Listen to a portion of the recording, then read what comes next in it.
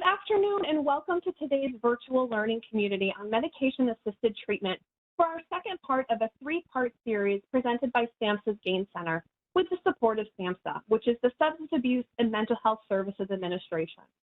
Today's webinar is titled Medication-Assisted Treatment in Drug Courts, Virtual Learning Community, Overcoming Common Barriers to Social Integration. Our three presenters are Dr. Tim Devitt, Nadia Underhill, and Adrienne Brown, and I will introduce them shortly. We will also hold an hour-long discussion following the webinar today. My name is Amelia Allen. I am the training coordinator at Policy Research Associates. Before we start our presentation, I do have some housekeeping items that I'd like to review. Starting with our disclaimer, which states that the views, opinions, and content expressed in this presentation and discussion do not necessarily reflect the views, opinions, or policies of the Center for Mental Health Services, the Center for Substance Abuse Treatment, the Substance Abuse and Mental Health Services Administration, or the U.S. Department of Health and Human Services. If you have any questions, please type them for the presenters or in regards to the technology. Please type those questions into the Q&A pod on the right of your screen. We will address as many of your questions to the presenters as time permits. We will also be conducting a few polls and appreciate your participation. When you see a poll pop up on your screen, please enter your responses. And as you might see, our first poll has just opened. This webinar is being recorded and the slides will be disseminated via the Gains listserv following the webinar. We will also notify you when the webinar recording is posted to SAMHSA's YouTube channel. A certificate of attendance will be available for download at the end of the webinar. Please note that this certificate is for personal portfolio use only and is not eligible for CEU credit.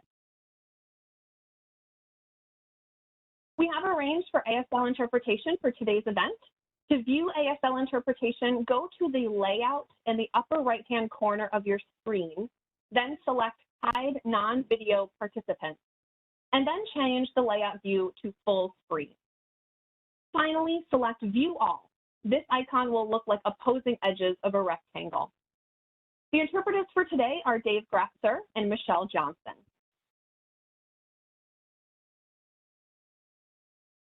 We also have live captioning available. To view the live captioning, select the Accept button in the multimedia pod located in the lower right-hand corner of your WebEx screen. The color contrast of the live caption pod can be changed as needed, and the high contrast style is recommended for best visibility. And next, I'd like to introduce our webinar agenda. Coming up next, John Berg will give some comments from SAMHSA, and then the presentations from Dr. Devitt, Nadia, and Adrienne will follow. Now I'd like to turn this over to John Berg, who is a Senior Public Health Advisor at the Substance Abuse Mental Health Services Administration, for some opening remarks. Thank you, Amelia. Welcome to today's Virtual Learning Community, or VLC, Medication-Assisted Treatment in Drug Courts, Session 2, Overcoming Common Barriers to Social Integration. We appreciate you taking the time to participate today. SAMHSA is interested in promoting policies and practices to lower the risk of overdose for persons with opioid use disorder who are or have been in contact with the criminal justice system. There is overwhelming evidence that medication-assisted treatment is an effective intervention for addressing opioid use disorders in criminal justice populations. Research indicates current high rates of opioid use disorder among drug court participants nationally, but there are gaps in availability of MAT in many drug court programs. For many years, SAMHSA has led the way and encouraged SAMHSA-funded drug courts to provide MAT and required that they will not deny access to drug court programs to any eligible client for his or her use of FDA-approved medications for SUD treatment.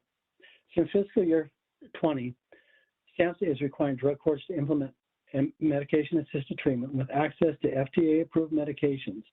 Therefore, if drug courts are interested in future SAMHSA funding, attending this VLC will be very helpful with understanding effective implementation of an MAT program.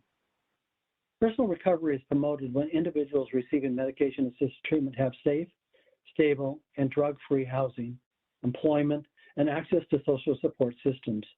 Denial of services and supports to persons on MAT can pose challenging obstacles to recovery. Therefore, we are very excited about part 2 of this VLC that will focus on how to overcome common barriers to social integration for those on MAT. Today's webinar will document barriers to social integration for persons on MAT and will outline strategies for overcoming these social barriers. Our presenters will discuss specific strategies for promoting housing and employment opportunities for justice-involved persons on MAT in urban and rural settings. They will also discuss barriers to affiliation with social support groups. We are excited to host today's VLC with 3 experts in the criminal justice field. I want to thank our presenters today, Nadia Underhill, Adrienne Brown, and Dr. Tim Devitt, for sharing their knowledge and expertise. We look forward to great discussion today following the presentations. As always, I would also like to thank the Gain Center and their staff for their work in developing and facilitating this VLC in today's session. And at this time, I'll turn it back to Amelia. Thank you, John. Now I'd like to introduce our 3 speakers for today's presentation. First is Dr. Tim Devitt, who is the Associate Vice President of Thresholds in Chicago, Illinois. He has committed the past 32 years to serving people with severe and persistent mental illness and substance use disorders in roles that include direct service provider, program administrator, researcher, and executive leader. He has developed and led compassionate mental health and substance use treatment programming, collaborated on the research of real-world implementation of clinical best practices, and publications that advance the field, and driven policy and systemic change through initiatives that increase recovery access for all. Dr. Devitt has co-authored and published several articles featured in Psychiatric Services, American Journal of Psychiatric Rehabilitation, the Journal of Psychoactive Drugs, the Journal of Substance Abuse and Alcoholism, Community Mental Health Journal, and more. He received a doctorate in psychology from Adler University and a master's degree in education from the University of Dayton. Next, we have Nadia Underhill, who is the Vice President of Housing and Real Estate at Thresholds in Chicago, Illinois as well. She seeks to increase urban equity through the development and management of permanent supportive housing and related advocacy. Her division at Thresholds manages more than 650 permanent supportive housing units and 420 scattered site vouchers, most targeted individuals with mental illness.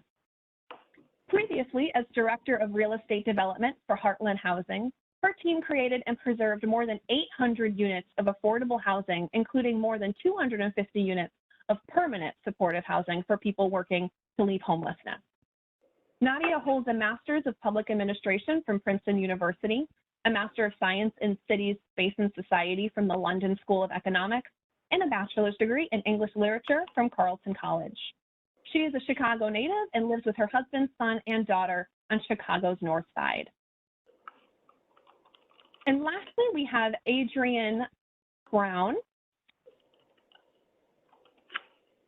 who is the Program Director of Employment Services at Thresholds. Thresholds is the largest provider of individual placement and support, or IPS, supported employment services in the state of Illinois. Adrienne oversees 8 IPS teams, including a veterans team and a youth and young adult team. Also included is the nation's only deaf and hard of hearing IPS team located in Chicago. Thresholds is considered an exemplary supported employment fidelity agency. For over 14 years and the entirety of her career, she has worked in supported employment and supported education at Thresholds. In 2012, Adrienne became a certified IPS fidelity reviewer and has conducted fidelity reviews and surveys in various regions of the state. Adrienne received her bachelor's in communications from Alabama State University and a master's degree in integrated marketing communications from Roosevelt University in 2006. Originally from Kenosha, Wisconsin, Adrienne has grown roots in the south suburbs of Chicago with her husband and 3 children. And now I'd like to just briefly report out on our poll. It appears that many of you are attending from really a pretty even split here. A lot of people from rural and suburban and urban areas with a just slight edge with rural people joining us. And also we have a lot of people joining us that work in judiciary and probation and parole and corrections. So thank you all so much for joining us. And community-based services. So thank you all so much for joining us. I'm going to turn this over to Dr. Tim Devitt, who will get us started with today's presentation. Thank you, Amelia. And it's our pleasure to be here today. You know, my colleagues and I at Thresholds, you know, really welcome this opportunity to share what has been our experience, really, implementing evidence-based practices that we understand to be critical for successful MAT implementation, really. And that's kind of where we're coming from today, is to talk about barriers, address barriers for MAT in the context of what we know and understand to be foundational recovery practices also. And by the way, these are also a number of the practices that we'll be talking about are endorsed by SAMHSA. They're evidence-based. There's a lot of research and literature, you know, not just in the importance of these, but also toolkits and support and how to do it. So where we'd like to start, though, is to just kind of review with you, you know, our efforts today, you know, to over the last 30, 40, 50 years. I mean, for me, it's been 30 years. For others, it's been less or more at Thresholds, and throughout the system of care, you know, to really address these needs for integrated care, integrated treatment for folks that have real high levels of complexity, addressing the need for housing, addressing the need for employment. And really, to say it another way, that the integration or the barriers that get in the way of integrating MAT oftentimes need to be addressed through these areas as we make progress and help people to have success in foundational recovery. Really, the focus then for MAT, as we're hopefully going to show you, can really begin to take shape for folks. Here we go. Okay. The complexity that integrated treatment is intended to address really has to do with the high rates of co-occurring substance use, mental health conditions, and a number of other factors that contribute to these high rates that we see. And the complexity that we're experiencing in our community is further complicated by higher rates of opioid overdose death, increased experience of incarceration for people that have drug-related offenses, it may be higher rates of adverse childhood experiences, certainly more awareness that this is happening to people and what we can do about it, and high rates of substance use, co-occurring substance use and mental illness, which frankly, neither mental health or substance use or any one system is able to do alone. It really takes a collaboration and a partnership in as many systems that there are, kind of figuring out and working together. And our experience will hopefully, you know, whether through our experience sharing in the presentation and certainly in our panel too, we look forward to that discussion today. I'm going to start with the high rates of opioid overdose. You know, in our area, we've seen dramatic increases in unintentional death by drug overdose. And one factor, you know, I'm not saying it's the only, but one important factor has been the addition of contaminants in the supply. In other words, fentanyl and other contaminants are added to the supply. And we know that this is happening up and down the coasts of the United States, east and west, and throughout the states, in North America, Canada, parts of Europe, throughout the world. Really, we're seeing these higher rates, and the fentanyl and contaminants that are highly potent. You know, there could be a lot of factors for that. We're not going to get into exactly all of that, but the effect of that for the buyer, for the user, for the person we're serving is lack of clarity, for one, in terms of what it is the person's taking and what effect that might have. And we just have a photo up here just showing, you know, what a person might be expecting in terms of the amount of heroin versus the proportion of fentanyl that will give that same kind of effect. And what we know is that a lot of the people that we've talked to that have had overdoses didn't necessarily go into that experience intended to overdose, and it was a surprise, and it wasn't necessarily expected that was happening. On top of that, you know, with this increased higher potency opioid being used, we're seeing higher rates of dependency on opioids, and we're seeing higher levels of dependency and higher levels of use. And with that, increased risks of death.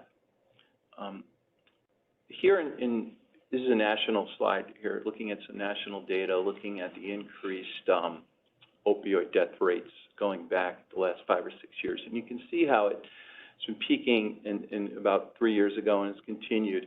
That little tail that goes up at the end is really, you know, the first part of 2020.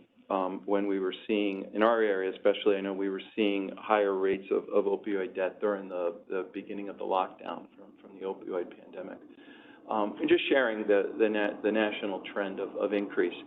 The next slide, though, really focuses on the specific opioid drugs that are contributing to this increase in opioid death by overdose.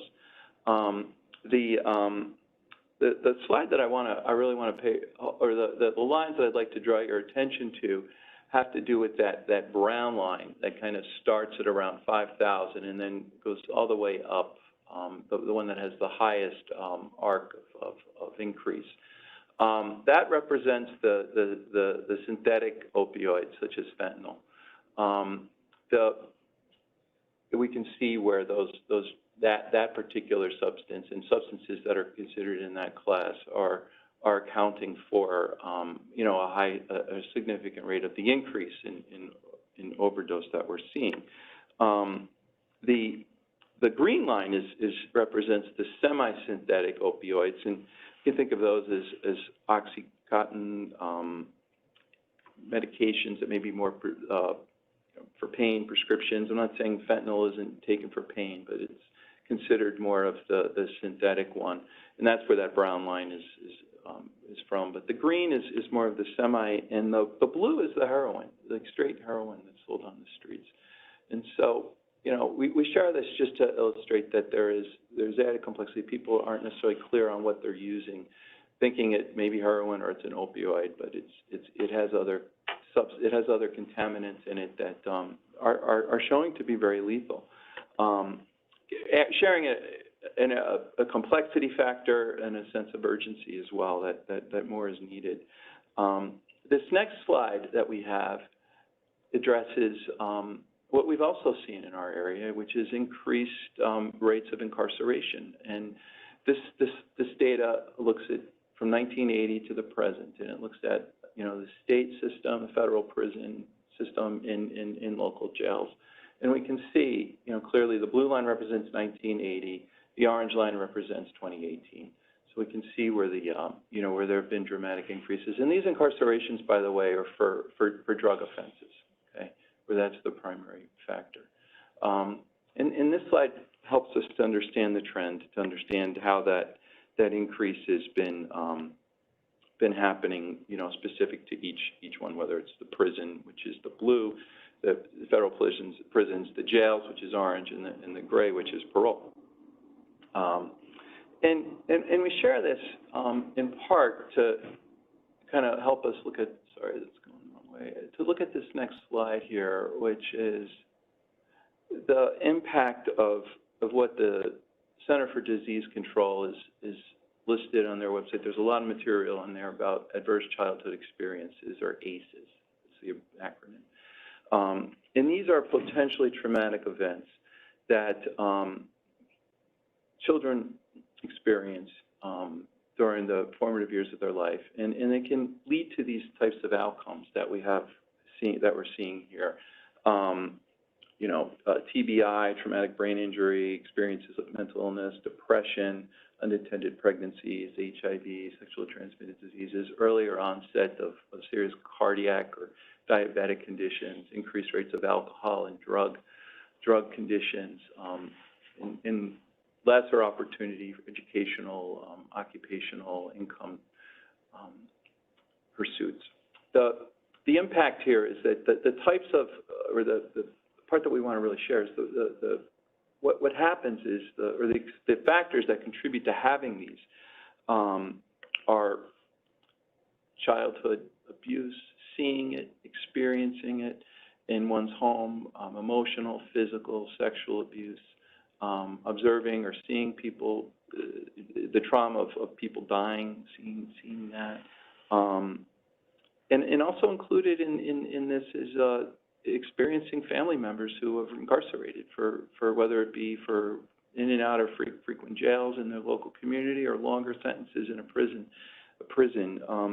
All of this has an effect on the toxic stress children can experience and how their development happens over time, eventually the onset of some of these conditions that are referenced here. And there's a lot written about this. In the last 15 so years, there's been a tremendous amount written about adverse childhood experiences, and it's often the case, the folks we serve, that it's not just about having a psychiatric diagnosis or a substance use disorder. There's often a lot of trauma too from these adverse childhood experiences, and that affects it can affect the course of the addiction, a course of the mental illness, and most importantly, it can inform what we do, knowing this and understanding it. And so, again, though, it's another factor, it's another part of this complexity that we're striving to address.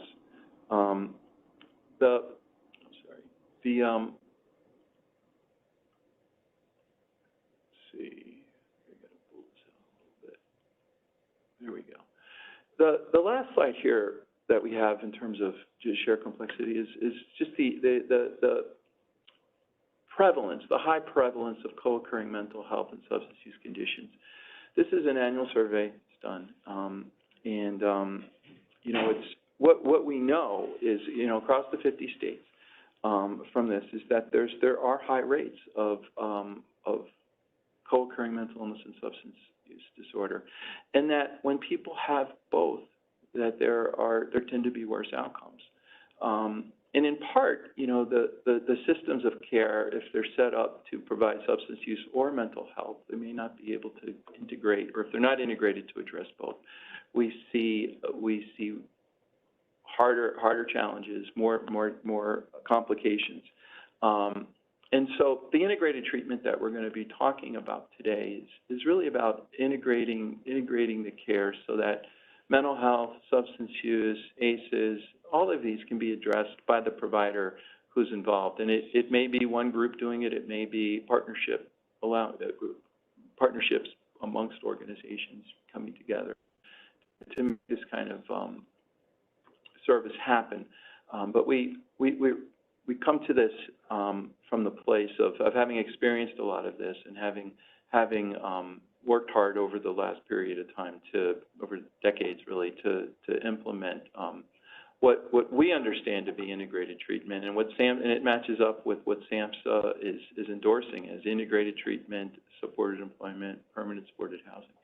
So we're going to continue on, and I'd like to we have, let's see, where are we here? Just to kind of understand what we mean by integrated treatment, the focus that we're going to provide is that it can be a lot of different types of care, but there's some structural components that are important for us to understand, and those are I think what we're going to give attention to. Before we do that, though, I referenced parallel systems of care, substance use and mental health, and I know when I started in the field over 30 years ago, there was a mental health system and there was a substance use treatment system, and and they ran parallel together. And if a person had both disorders, it was often pretty complicated. It was hard for them to maintain care oftentimes in either. Oftentimes we found that the symptoms or the problems that they presented with may have contributed to them, to one system not being able to work with them or not being able to treat them. And there was a tremendous amount of work that started in the 80s, literature research, I guess it wasn't literature yet, it was research studies focused on, what does work, what does help people, that have these more complex conditions, and the studies then led to more, federally funded randomized controlled trials, and by the early 2000s there was agreement that these types of services are what constitute, some of the foundational parts to integrated treatment for people with severe courses of mental illness and substance use disorder. Having an intentional focus to enhancing internal motivation for change was a big part of that. Motivational interviewing may be an approach some of you are familiar with, but it comes from this literature. That services be delivered out in the community where people are. We don't expect people to come to us, but that we actually go out and serve. If people come to us, great, and there's services for people that may come to us. But when they don't, there are services that go out and engage with people and assist them in making positive change.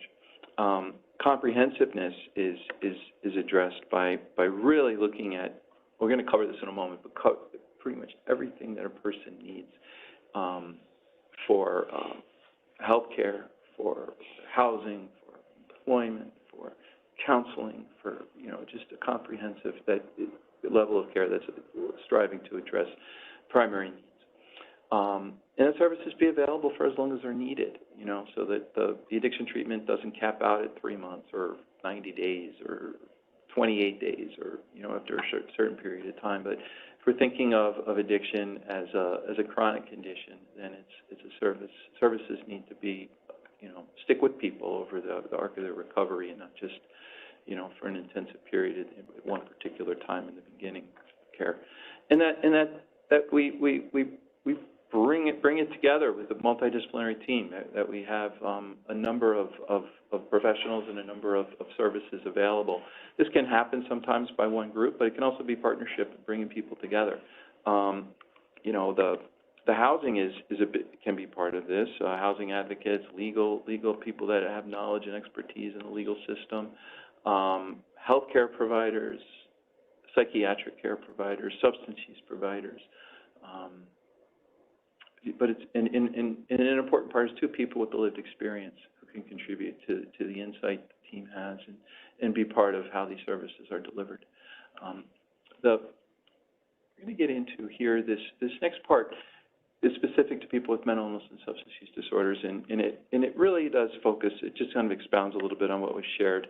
That the multidisciplinary team is comprised of people that really bring an array of expertise and can help address what the person needs when they need it.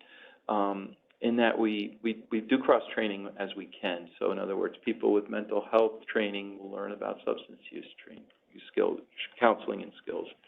People with substance use backgrounds will learn about mental health counseling, and that we can integrate that. And in that we work hard to provide this access to comprehensive services, and think of that.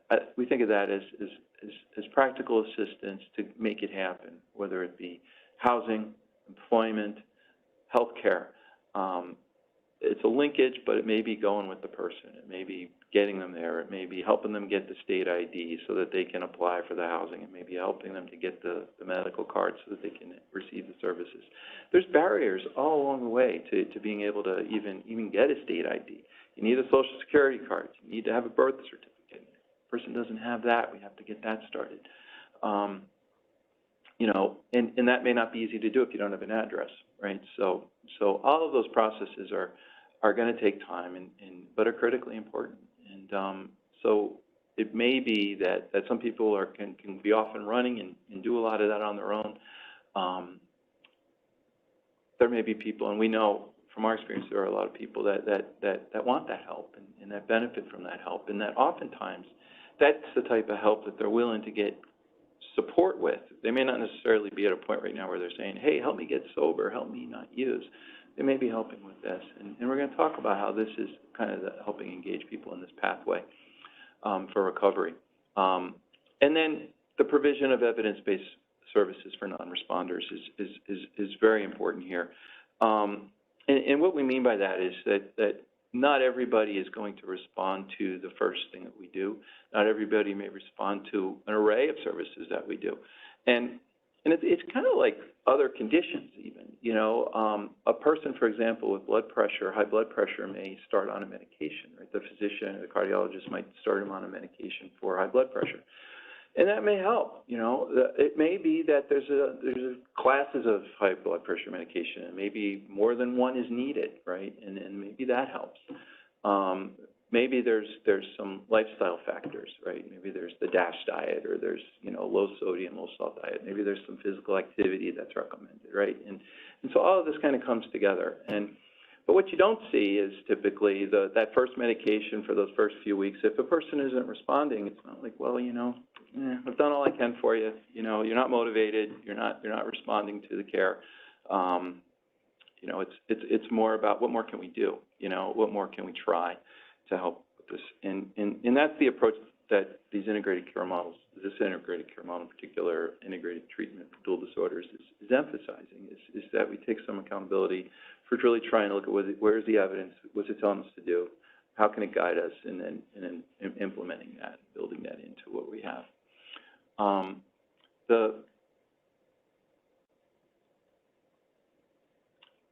Just to kind of sum this up, this part of it anyway, where we're focused on a recovery approach or this integrated care model for recovery, it understands that, you know, it's not linear, that any one of these things that we're working on, there may be some progress, there may be some stepping back, and so much of what we want to be doing though is about, you know, helping people to kind of, helping our care model really to kind of address all of this, and that whether it be the trauma interventions or the peer support or the counseling approaches, the MAT and the access to health care, that all of this kind of works together, you know, and that by helping implement the full kind of array of recovery type services, that's what we're after, and MAT is a huge part of that. But it may not be as effective if it's the primary focus. Of course, you know, it needs to be embedded with everything else that we're sharing here. And what I'd like to kind of touch on just next is you know, the biopsychosocial approach is really embedded in this integrated care model, and it's also part of what we are thinking about when we talk about a substance use disorder. You know, at the bottom here, we have these four areas that constitute what a substance use disorder is. You know, this book, the Diagnostic Statistic Manual, number 5 is what a clinician will use to diagnose somebody with this disorder. And there are 11 criteria for having a substance use disorder. You hit 2 or 3 of these and you have a mild, you know, get into around 5, 4, 5, 6, you have moderate. And then after that, any higher numbers, severe. And if you go down right to the bottom ones, tolerance and withdrawal, you know, these would constitute one of the physiological symptoms that go along with having a substance use disorder. And you know, and this is where MAT can be very effective and can be very helpful for people, you know, to address the withdrawal, to address the effects of the withdrawal, essentially, and all that happens when a person stops to use, and the symptoms and the effects that has, and how complicated it can make the control and the social impairments and the consequences of that and the hazardous use. There's an interplay as well that happens. You know, at the top we see the loss of control, and MAT can affect that. Psychological practices can affect that. Social impairment, more social, psychosocial, and social approaches are going to be really important there. The mutual aid, peer support are important, as is direct professional counseling can be very, very important as well. but we share this because it's a, you know, it's complicated. Having a substance use disorder, especially a severe substance use disorder, and then in combination with a psychiatric condition, you know, we know there's biological factors, there's genetic factors, there's psychological factors, there's social factors, cultural factors, environmental factors that all go into what's happening, and that also can be part of the solution, or at least part of how we're approaching this work. And the complication, the MAT, the integrated treatment is key, and you know the effects of that can go a long way. We're interested in oh, I did this again. We're interested in this question for you all. Actually, before I do that, I just want to share that you know, in summing up integrated care, you know, we're really focused here on you know, having work out in the community, bringing it to people, starting where the person's at, and not requiring a higher threshold that they achieve before we engage, but working with people where they're at. And that might mean they're not ready for abstinence, they're not ready for sobriety. It may mean that they're ready for that state ID, or they're ready for some sort of support with healthcare, housing, income, job even. That we seek to understand the contextual factors that play out with substance use, and that ties back to some of those environmental factors, some of the purpose or the needs the substance use might be serving for the person, really trying to understand that and building in alternative solutions for managing that. That total team approach is key, and even with all of that, it often does take systems level leadership, you know, to kind of help pull a lot of this together, right? And there are some states that are forward with that, moving forward with that, have been doing this and are doing great. Others are struggling or not doing much at all. And even within an organization or community too, it's the same. There's organizations that are moving forward with this, others that are there's a lot of reasons too why it may be difficult to do. But we share this with you because it's relevant. It's relevant that we focus on leadership. We're almost at this part here where we want to get your input here on this poll. And Amelia, I think, not sure how you can help me understand this, like how the poll will work. But we're basically asking you to, or we're going to share with you some information about an ethnography that was done, investigating the effects of what helped people achieve or move into sobriety that were homeless, that had severe courses of mental illness and sobriety. And what we found is that, here's the poll here, does a substance use-free lifestyle lead to a more satisfying life, or does a more satisfying life lead to being substance-free? If you could please just share your thoughts here, that substance-free leads to, being substance-free leads to a more satisfying life, that a more satisfying life leads to being substance-free, or that they occur together. Or is there, D is, yeah, do they occur together, 1, 2, or 3? So we have a minute. I'm going to move ahead here in a moment. We'll give everybody about 5 more seconds.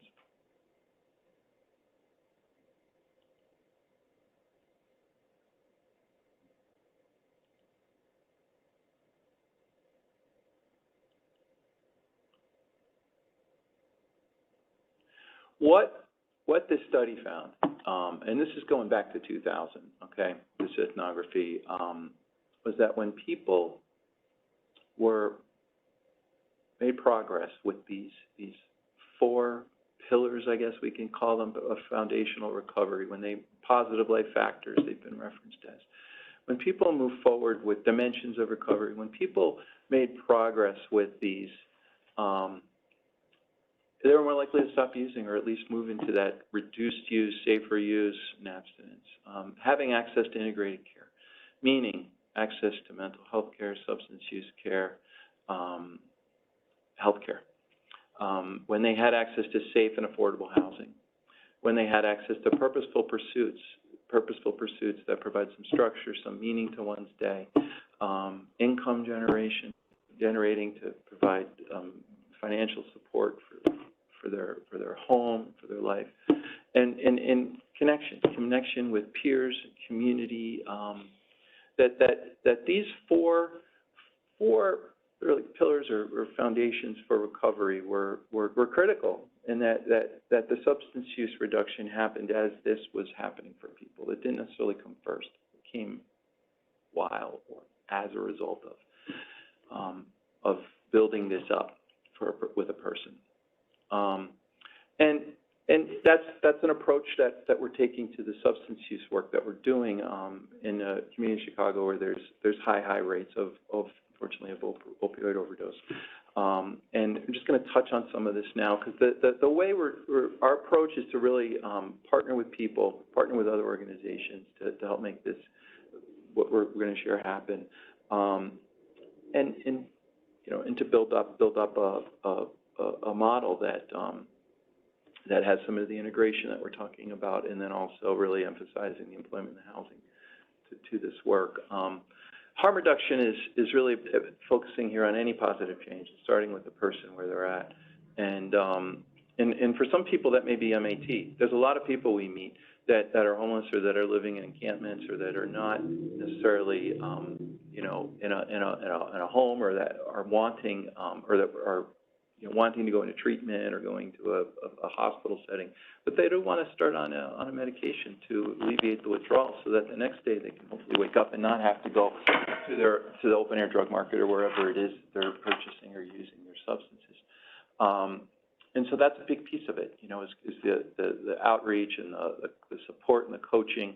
At the same time, there are people that are interested in more formal groups and benefit tremendously from groups and from IOP or formal counseling and the supports like that. So the array is important here, but the willingness and the ability to kind of start where people are at is key. Finding out where people are at and offering them something right away if they're interested. And that often has to do with, helping them with I'm going to give you some examples, but that's a big part of it, is providing linkage to the type of care that they want. So it's not just about going to the hospital or going to the detox center or going to the treatment clinic. It's finding out what do they want to work on, what are they able to work on.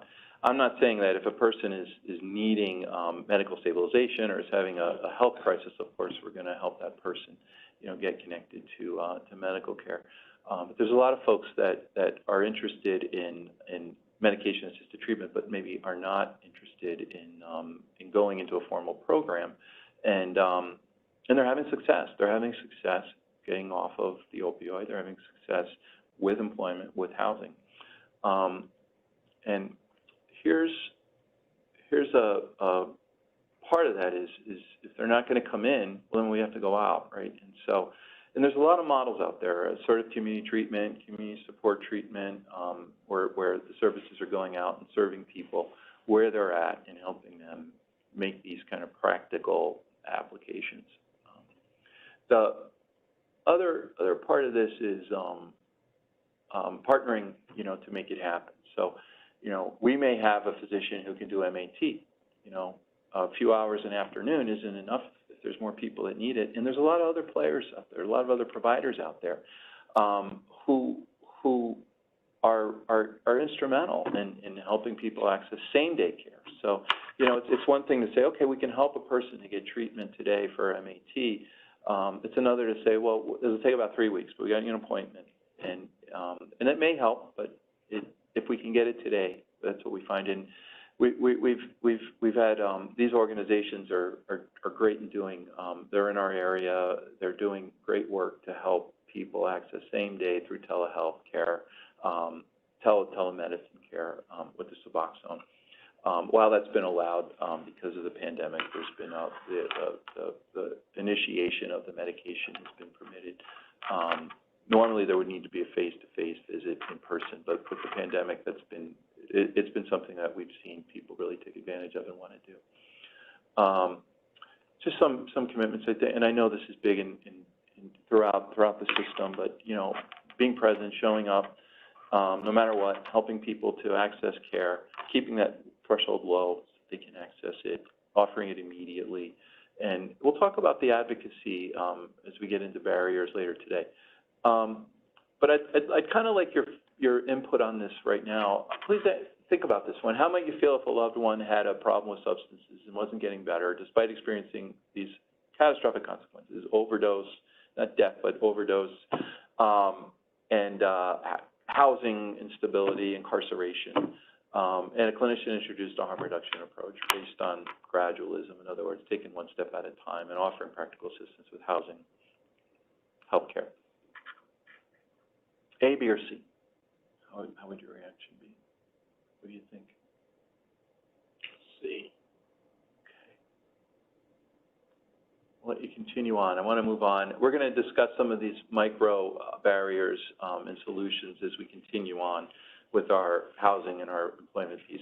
It's important, though, that at the individual and organizational level, there can be solutions and barriers at the community level and also at the policy level, too, and in how we might want to, address those as we find them necessary.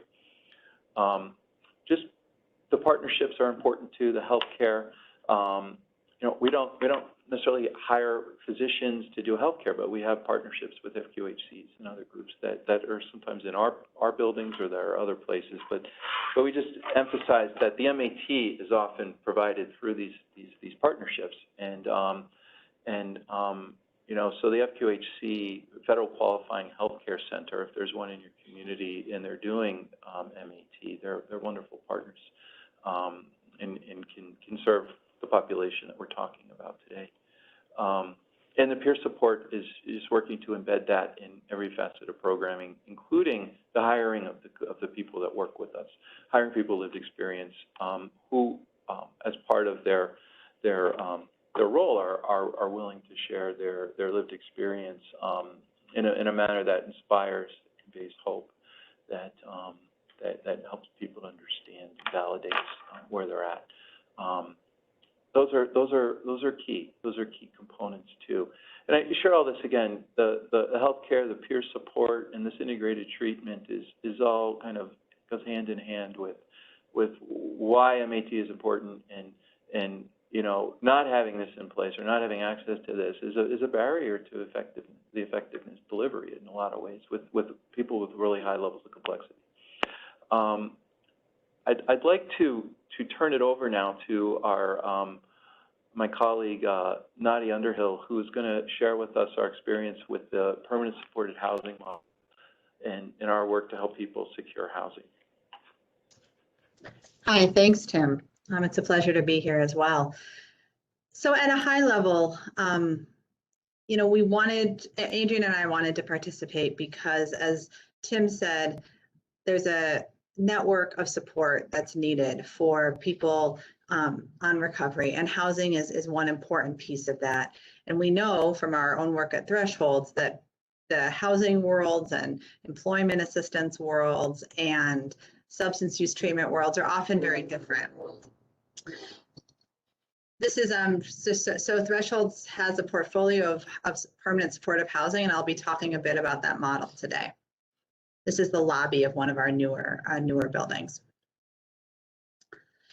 There's some key. Permanent supportive housing is an industry specific. It's a term. It's a data-driven model of providing housing and services together for people who need housing to be successful with their recovery and need their recovery to be successful in housing. So there's various models if they're one building or an apartment in a larger building. But one key piece is that it's permanent. People sign 12-month leases that renew for as long as they wish and are lease compliant. And that it's not congregate living. It's your own apartment, own bathroom, own kitchen. And in some, permanent supportive housing is very affordable rental housing, which forms a platform of stability for vulnerable people who do not have a home or are leaving institutions or hospitals. And again, that's a big key linkage to folks that are in recovery and using MAT. It's really the idea of permanent supportive housing is really based in the idea that housing is a basic human right, and that housing should not be contingent on sobriety or participation in services, people should be enabled to make their own choices about how to be on their recovery path. And that's been proven in the research that is the more successful manner to keep people housed than sobriety-based housing. So a landlord, to make permanent supportive housing successful, needs to have some policies that may be a little different than their traditional policies. Again, not requiring people to be fully substance-free. As Tim said, recovery is not linear, and we need landlords to work to keep people housed. People need to be aware that background checks may need to be their policies around backgrounds may need to be a little more flexible to house people leaving the criminal justice system particularly. There needs to be, the buildings need to be secure, 24/7 staff presence, whether that's, front desk or clinicians is very helpful, and that there is real collaboration between the property management and the service providers, again, with the aim of keeping people housed. If you're looking for linkages in your local community for permanent supportive housing, there's a couple of major places. HUD is a primary source of financing for the operating support needed for permanent supportive housing. People often can pay very little towards their rent, so there's a subsidy involved. And it's either through your local continuum of care, which is the network of organizations working on homeless issues in your community, or also through the Veterans Administration. They also have supportive housing programs, commonly called VASH. Nonprofits that serve people in the justice system with mental illness, homelessness, and veterans also are often the owners and managers of permanent supportive housing. Some public housing authorities have pilot programs, but typically they don't have the service enriched model that is permanent supportive housing. It is something to prepare anyone that you're working with, because there are governmental funding sources involved. You do need to go through a relatively stringent application process. It will vary, but people need ID. People need show identity, to show proof of legal immigration status. Sometimes you need to be enrolled in local coordinated multi-agency wait lists. The operators of permanent supportive housing will explain what those processes are. One issue, and that application process may have alluded to it, is that permanent supportive housing is unfortunately not usually an immediate solution to housing. It's where we want people to be, but there's not enough. And so we hope that as people on this call learn and think about the importance of housing in helping people with MAT or other recovery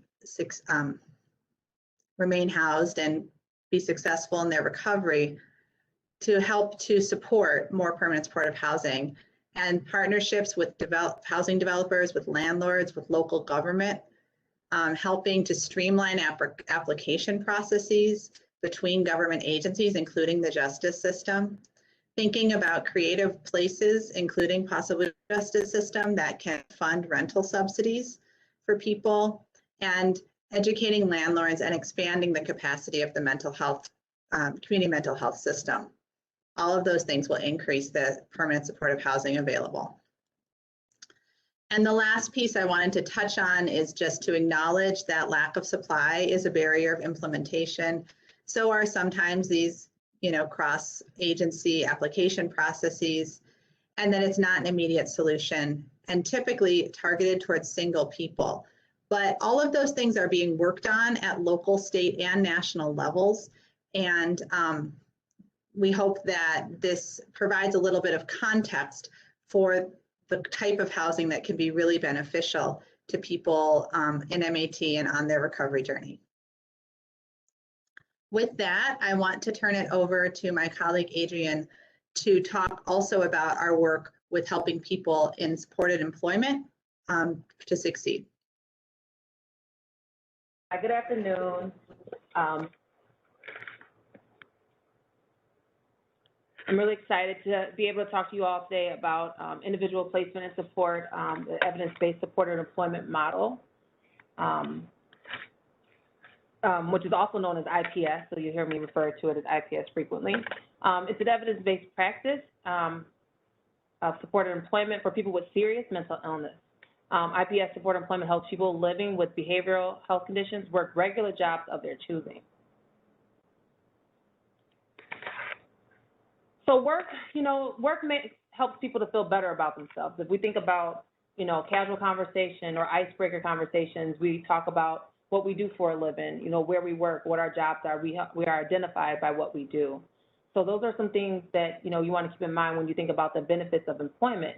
There are plenty of benefits of employment that result in positive outcomes as listed here. And there's definitely effects of having unemployment and being unemployed that tends to skew on the negative side. One thing around substance use, I'm sorry, just to go back real quick. IPS is the most effective employment model for people with severe mental illnesses. And many people with severe mental illnesses struggle with problematic substance use. And just as employment can help people recover from mental illness, it also can help in recovery of substance use disorder.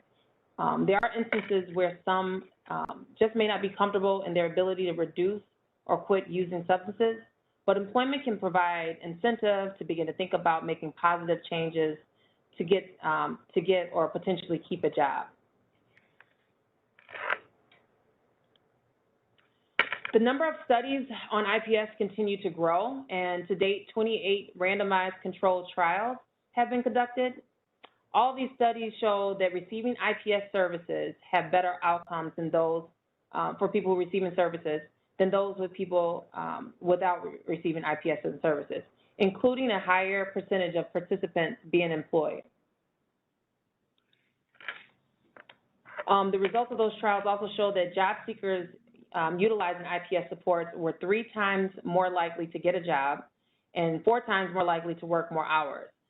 Basically, utilizing IPS services, they were able to get jobs faster and stay employed much longer. Currently, IPS has reached in 25 states and 6 countries within 352 provider agencies. This means that more and more people have access to this highly effective intervention. I believe within the state of Illinois, there are over 70 providers. In the U.S. alone, over 20,000 individuals received IPS services in the first quarter of 2020. More importantly, 45% of those individuals were competitively employed. This is close to half of those individuals that received services that were able to find positive outcomes through employment.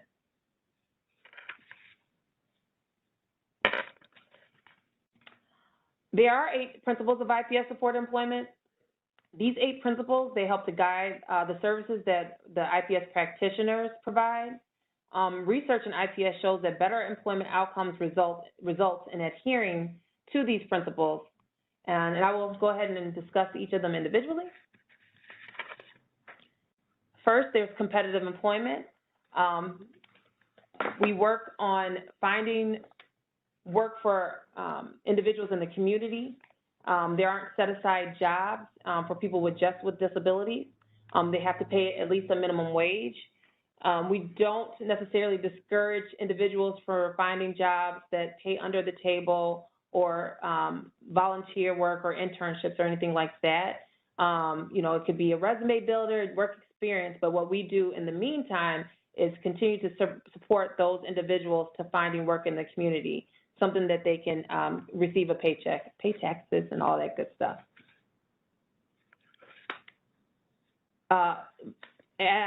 The most important principle, in my opinion, personally, is zero exclusion.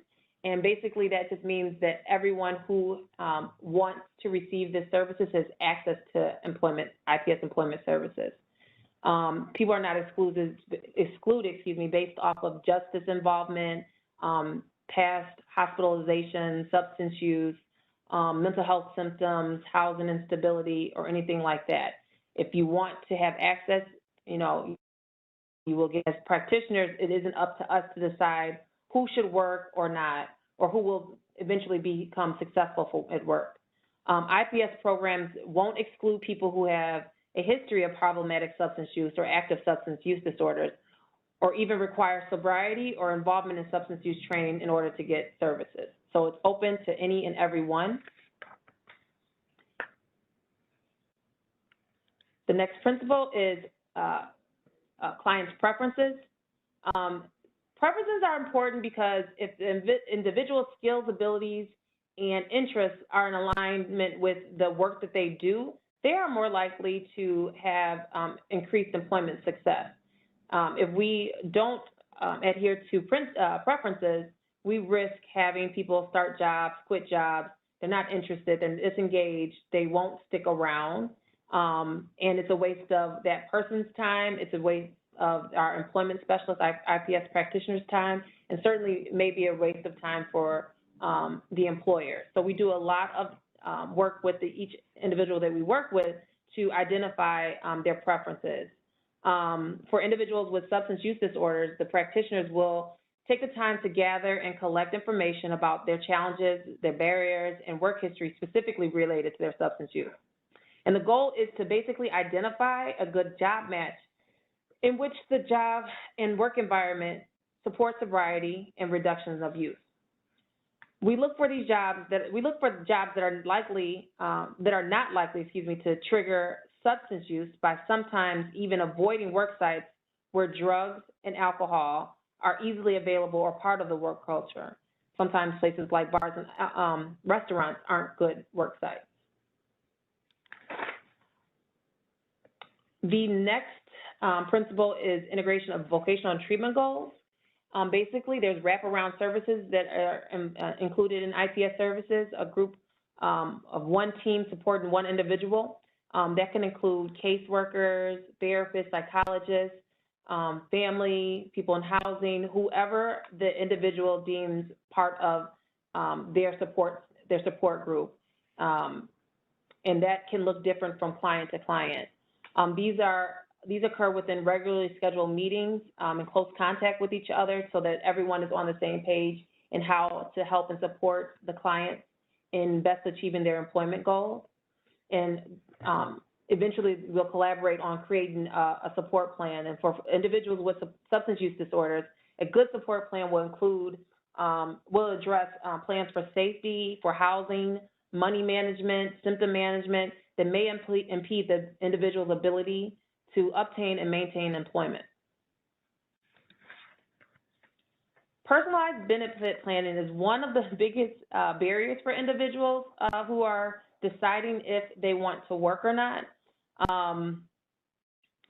When someone is receiving Social Security or Social Security disability income, all the income must be reported to Social Security Administration, or individuals risk having their paycheck reduced or even canceled, and that can become a barrier or a challenge or a fear for many of the individuals that we service.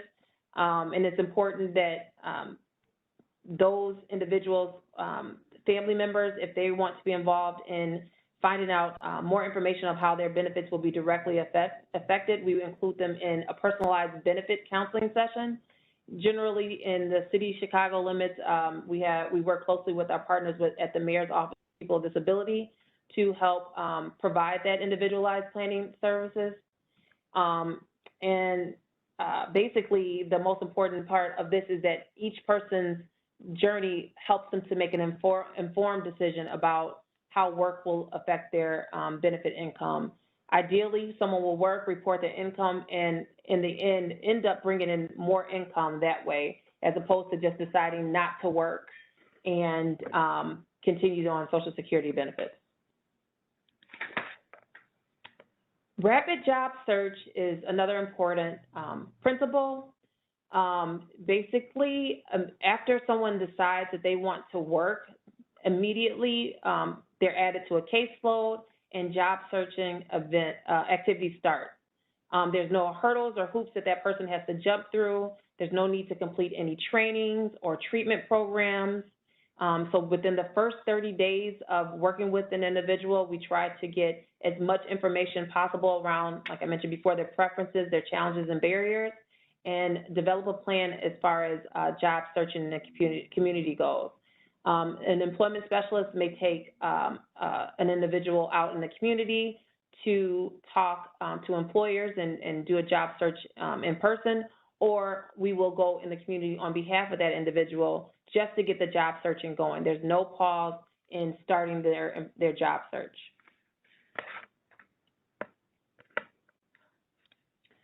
The next principle is frequent employer contact. As I mentioned, we go in the community and meet with employers to build relationships. This IPS is a community-based intervention, and really relationships with employers set our clients aside from most other job seekers. We spend a lot of time, developing relationships with employers over time, several visits before we even to make sure that this would be a good match for an individual. We definitely want to adhere to what the employer is looking for, and also keeping in mind what the individual is looking for. We talk a lot with each individual around disclosing what their mental illness may be or their substance use may be, so that if they're comfortable with sharing with the employer, that the employer is aware and can help us to make plans to keep them safe or to give them a position or opportunity that best suits their needs. It's a collaborative approach, and ongoing as long as the individual wants us to talk to the employers. We meet with 6 employers at least weekly to start building those relationships. I have another principle I don't have a slide for, but it's time unlimited support.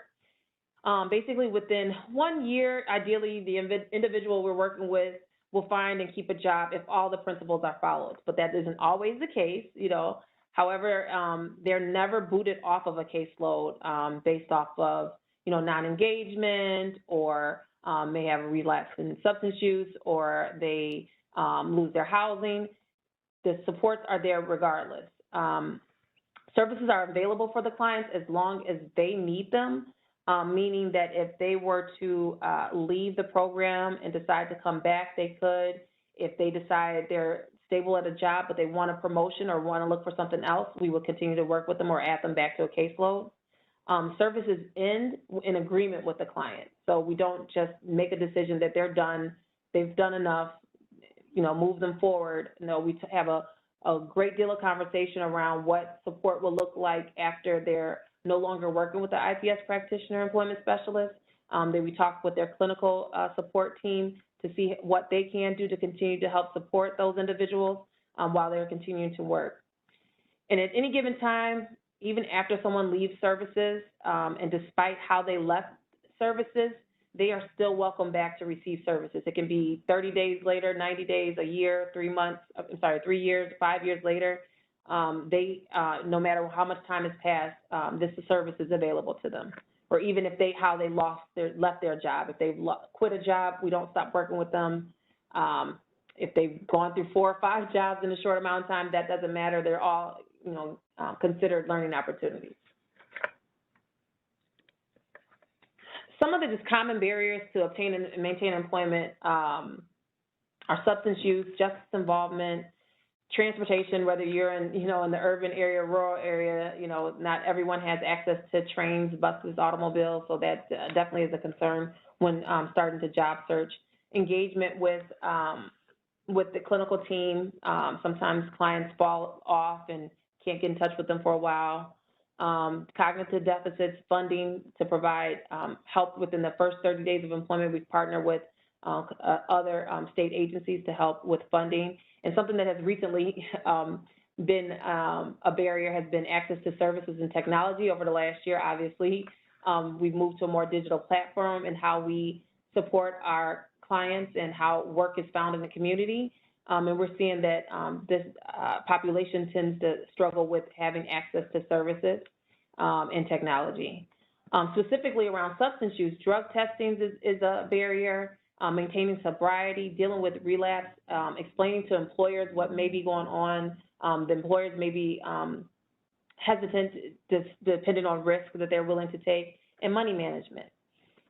What we do is we try to address these common barriers with individuals with substance use disorders by helping them to develop individualized plans to reduce or avoid use before a scheduled shift, perhaps, or plan to be sober while working on the job. Looking for workplaces that are most likely to be substance free by developing plans to manage money and their employment income. Definitely by involving the entire treatment team in the individual's employment plan, and always using a strength-based and harm reduction approach when working with our clients.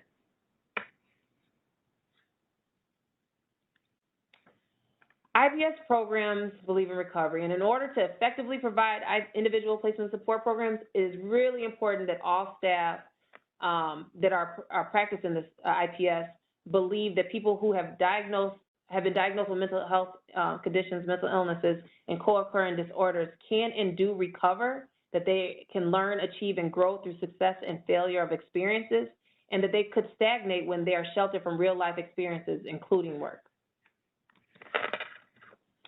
IPS works because research shows that it works. I live it and see it every day. I see that lives are changed all around me. Baby steps along the way, milestones are achieved, and it definitely changed the lives of many of the clients that we see here at Threshold. And it is easy for most to see that work can be a natural and positive way to stay busy, to spend time away from substances. Having employment goals help clients to think how their lives can be different. In conclusion, IPS services for people with dual diagnosis are essentially the same for people with a single diagnosis of severe mental illness. The same principle and practices are followed, and the results are the same with increased positive outcomes. And that concludes presentation around IPS. Thank you, and I'll pass it on to Amelia. Great. Thank you all so much. Let me turn my camera back on. Thank you for those wonderful presentations. We are a little bit over time in terms of the webinar piece, so we'll answer all of your questions during our discussion group in just a moment. However, I do want to share our downloadable resources with you. I'm about to bring up what is called a file transfer box.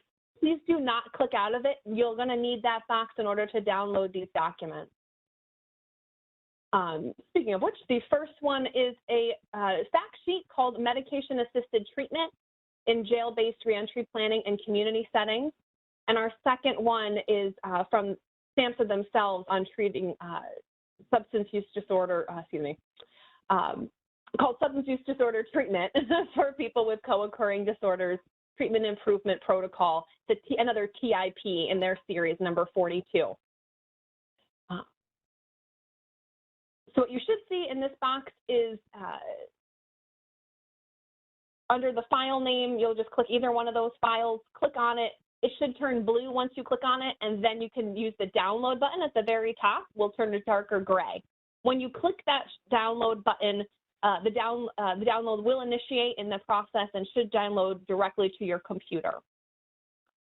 We do also have a certificate of attendance, as we mentioned before, so I will be sharing that also. Same thing, click on where it says webinar certificate, and the download button at the very top will become open for you. Click download, and that will start the process of downloading on your screen. Just want to mention a couple of upcoming webinars that you might be interested in, and how to register for those is through the Gain Center listserv. If you are already not signed up, we do recommend signing up to learn about future webinars and other events that we do. Simply use the link that you see there and copy it into your favorite web browser, and it will take you to a place where you can enter your information to make sure that you are up to date with everything that the Gain Center is doing. We just want to briefly thank you all for joining us today, and for our three presenters for explaining a lot of these common barriers that people have in navigating the social integration as part of MAT and drug court. We will be holding a discussion group until 4 o'clock Eastern Time, 3 o'clock Central. So we welcome you to join and stay on for that. If you've had any trouble downloading these documents, we'll bring those back up at the end of the discussion group as well. And at this time, I'm simply going to ask all of our discussion group panelists to join me on camera. And in just a second, I'm going to get rid of this particular slide and we will only be on camera. And as you can see, though, by this particular slide, we do have quite a few people also joining us that were not initially presenters during the webinar, but have quite a bit of expertise to answer any other questions you guys may have, some that have come into the chat pod and some that we received as part of your registration. So I just want to briefly introduce our new folks who are joining us. Ann Brakey is a substance use treatment program director at Threshold, as well as Abigail Kirkman, who is the assistant director for SAMHSA's SOAR Technical Assistance Center. SOAR stands for SSI, SSDI, Outreach, Access, and Recovery. So if you have any questions related to SSI or SSDI, she can answer some of those questions. We also have Annalise Thurston, who is a program director for the McHenry County Threshold program, which is a slightly more rural area, and she may be able to address some questions pertaining to those of you who don't live in such an urban metropolitan area. We also have Jill Valbuena, who is a program director at Threshold as well and has experience in the criminal justice field and may be able to address any questions related to justice involvement. And finally, we have Anthony West, who is a program participant from Threshold and can really talk about the real life experience of receiving these services and really going through recovery and being successful in that recovery. So I'm going to go ahead and stop sharing this particular slide deck so that you can just see us all on camera. And this one too. And if you need to see us all, there is the layout, as I mentioned at the beginning. If you click layout on the top right of your screen and then select the grid option, that will allow you to see all of us on one screen, kind of similar to Zoom. And you can see my cat who has decided to join us here today. So we did have a few questions come in. So I'm just going to wait for a moment for people to either sign off because they were only joining for the webinar, and then wait for a couple people who might be sticking around for the discussion group. So we'll just give that 1 minute or so to make sure that everyone is there.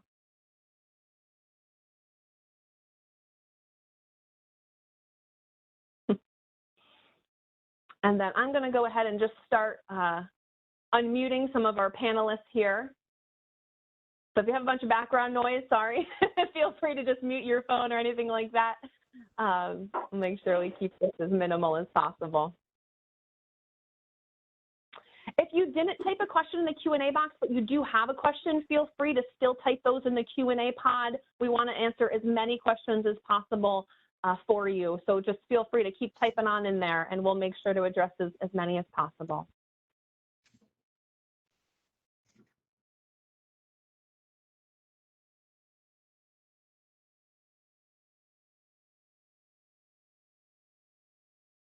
Okay, let's see a couple of chats here.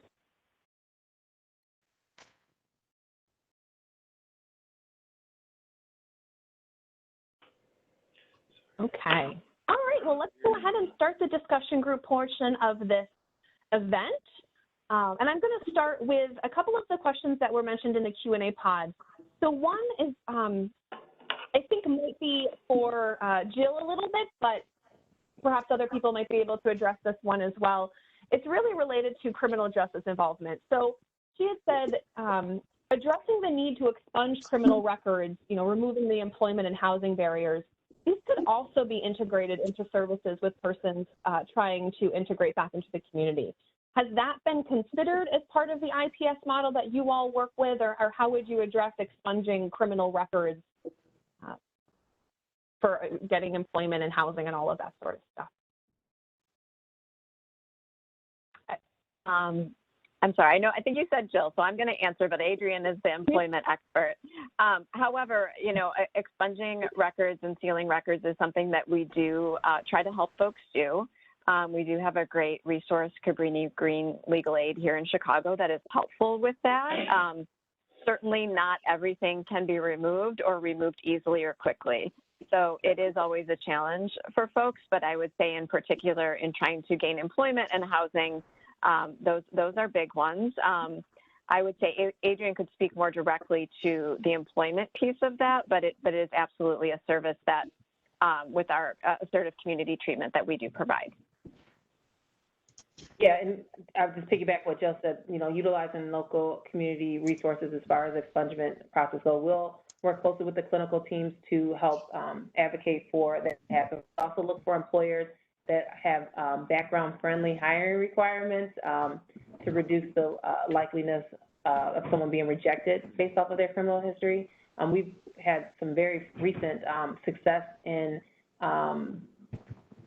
negotiating a placement for an individual who has a long history of justice involvement, and it just was really one-on-one work with the employer. Thank you both. Okay, so we have another question that popped in, and it was just simply around how can you find out if your state is providing IPS employment services? Is there a database for that? Is there a nice, I know you showed a lovely map, but is there a place where people can go? Yes, you can check out the IPS website, the website, which is ipswork.org.com, I believe. Tons of good information. Great. Thank you. Right. So we have another question that was, what do you do when a person served comes in and has no ID or birth certificate, nothing to really get started with ID for that process? Is there a particular place that you start with that? And I guess I'll address that one to Adrienne, but feel free, anyone else, to pop in if you have an answer for that.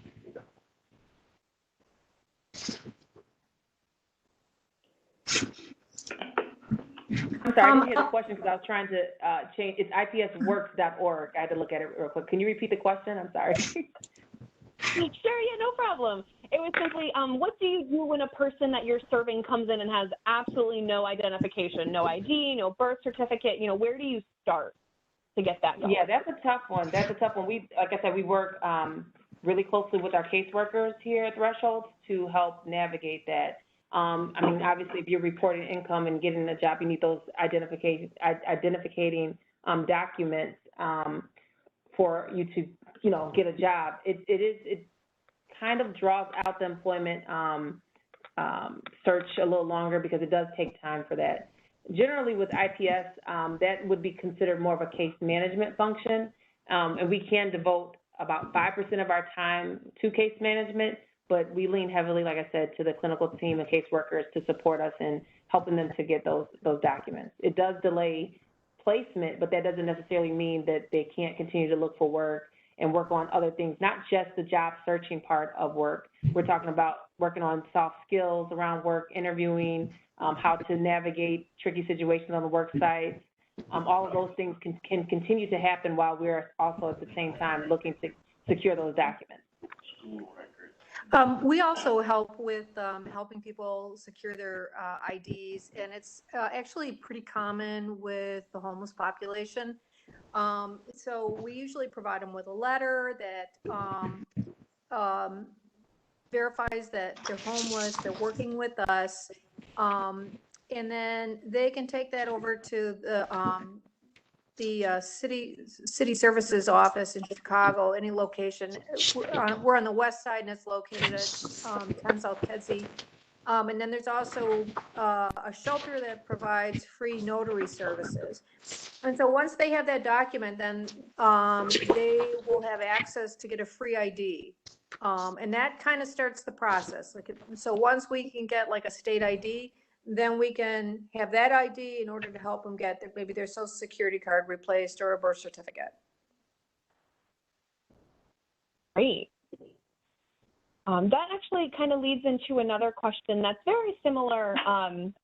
We just scroll down here. And it was really, if you guys have applications or templates or things to obtain that first free ID card, if there's something that might be able to be shared with others, or if be directed to a website somewhere where they could kind of look at that and maybe create something like that in their area if they don't have it already. Yeah, I would say that a lot of this depends on the state. The state is the group that usually provides the ID, the state ID. So what we can share is a form that or a template that is for Illinois. Where we're located, there would be I would say that any Secretary of State for your state, if it's, the group that provides the driver's licenses and the state IDs, everything would have information on how to do that. But we can share what we have for Illinois. Sure, yeah, feel free to send that to me. And then anyone that's currently on this webinar, feel free to just email gaines@prainc.com and we'll make sure to get that to you so you have an idea. Okay, so we have another question here. And perhaps this could be a couple people. I think maybe, Anthony, you could address this too from your perspective, but we can hear from perhaps Adrienne as well. Can you describe the attributes of a recovery-friendly workplace? So I'll start with Anthony. Okay, it depends on who you work for. I'm looking at one of my past employers and I'm with another one, and it depends on who you work for and who you're working with. And if they're open to having people around that have had trouble in their past and trying to make changes. Were there any particular things that that you've noticed that certain recovery-friendly workplaces might do in terms of supporting you? Possibly really utilizing the time that works best for you for your schedule, anything like that? Well, having worked with thresholds, we would have team meetings and then we would sit down and discuss what was going on for, half hour, what have you. And I found that very helpful just to get me acclimated into some of the clinical things we do. Great. That's helpful. Thank you. And then, Adrienne, if you had anything you'd like to add to that from the IPS perspective. Sure. I mean, when we're building relationships with employers, we try to avoid things that may cause our clients to be discriminated against in the early process of developing those relationships. So we're very careful how we present thresholds. Obviously, if they Google thresholds, they can find out we're a mental health organization, and all the services that we provide, and that may link them to certain preconceived notions about our clients. But really what we try to do is make sure the employer knows that despite, in addition to this great candidate they're getting, they're also getting a team of people behind that candidate to ensure their success. So if an employer is open and willing to have regular communication with employment specialists, we already know that that's a good work environment. If they're quick to provide accommodations and that shows value to the work that their client is doing, that their employee is doing, we know that that's a good employer. There have been plenty of employers that we have came across where we're like, nope, not ever. We wouldn't want to send a client there, and we don't want to put anybody in a position that they're not going to be successful. So there's a lot that goes into that. We definitely have had employers that have been super accommodating for our clientele and making sure that their needs are met while they're at work. Thank you both.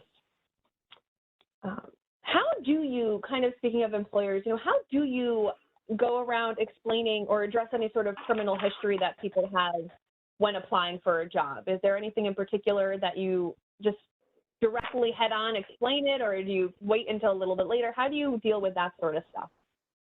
Yeah, we definitely don't come in hot with information. And depending on which employer that we're approaching, we obviously do a lot of research ahead of time before we even approach the employer to kind of figure out what their screening process are to begin with, what may exclude an individual from being placed or employed or not getting a job. We've had employers to tell us directly that they are friendly with people with justice involvement, and this is the documents that they would need to provide waivers for support for employment. A few years back in Illinois, there was ban the box. So on the job applications, the box for if someone has had a criminal history is taken off of the initial application. And employers can't, there's certain rules and regulations in regards to how an employer can even ask questions about someone's past history of drug and substance use and justice involvement. So those are some of the things that we kind of try to keep in mind when we're approaching employers. Like I said, most employers, once we build a good relationship, they may not necessarily be hiring the client, they're hiring us. They're confident in the services that we're providing in keeping that our promise that we're going to be supportive to the individuals when they're working. Great. Thank you. This next question, I think, is a little bit more for Nadia, and it's, you know, you had said in the presentation that housing is a right. How do you address working with people who might disagree with that some people don't think that housing is a human right? Have you come up across that, and how do you deal with that when you do? Yeah, of course. I said it like a non-controversial statement, but it's definitely it's definitely a not how our policies are provided. You know, in the city in Chicago, I think there is a good network of housing first providers that are really trying to live that out. And, you know, when you say housing is a right, it doesn't mean that residents don't have responsibilities to be good neighbors and to, you know, live in accordance with the rules of the building. It just means that you're trying to work together with the resident to stay housed while they are, you know, able to be a good neighbor. So I think it's not necessarily how, you know, I think with everything you have to message to your listeners. And sometimes we're just talking about, you know, it's much cheaper to do permanent supportive housing is not cheap, but it is much cheaper than the criminal justice system. It is much cheaper than being in and out of hospitals if you're, you know, a high utilizer of emergency rooms. And so sometimes we talk about those benefits to the systems as well. When we're talking. And then we also talk, like Adrienne said, when we're talking with private landlords who, you know, may or may not be terribly motivated by the mission, but we house a lot of people with private landlords. We talk about the support that our residents have from the Thresholds teams. And if I could just jump in here too, Amelia, I think that this is really where access to mainstream benefits can be a huge help. If we're talking about housing as a right and housing first, we're going to be able to extend those resources out further if folks who are eligible have income to SSI and SSDI, which in turn will not only extend the supports, but it will open up a lot of the applicants to educational opportunities. We'll open them up to additional workforce opportunities. And then hopefully once they are in recovery, they are able to not be on those benefits long term. But overall, we really see it as this combination: housing, supports, income, and that's what's going to make people solid and better citizens of our community. Abigail, definitely. I just want to underscore that a lot of housing programs for people who are leaving homelessness can house people who are zero income, but that is not easy, right? Because the minute that you want to, even in with a voucher that pays all your rent, you might need to pay utilities. It's just having that access to benefits, you know, short or longer term, is really key for people to have more independence, even if they have a housing subsidy. Absolutely, definitely. Those zero income applicants are incredibly hard to house, or not to house, but to maintain those services long term. So we really see the SOAR initiative partnering very well with those housing first and permanent supportive housing providers to really get those individuals on the benefits that they serve. Thank you both. We just had a question pop in the chat, and it said, as she said, I think Adrienne was like, they're hiring us, as you said. With this in mind, how do you react to or prevent resentment from clients that are burning providers, landlords, or employers? For example, if two people from a residential facility are hired on and dramatically quit a job, is there anything we can do to prevent discrimination towards future clients that have that same address possibly? And I suppose I'll send that to Adrienne, but anyone else feel free to pop in. Sorry, Adrienne. With employers, you know, when we are building those relationships, we're explaining to them that they are hiring just like they would hire anyone else. So there's no obligation to keep someone who isn't performing or, you know, just doesn't keep a good employee. And, you know, we do get burnt in, with sometimes when our clients don't do what they say. It's hard to regain the trust of the employer. I think once and it happens all the time. What we do in those instances, we're jumping right in with our employers to talk to them about, you know, what didn't work out, how can we better assist them. Maybe, you know, we didn't have all the information as far as what the role position entailed, and try to kind of problem solve that way.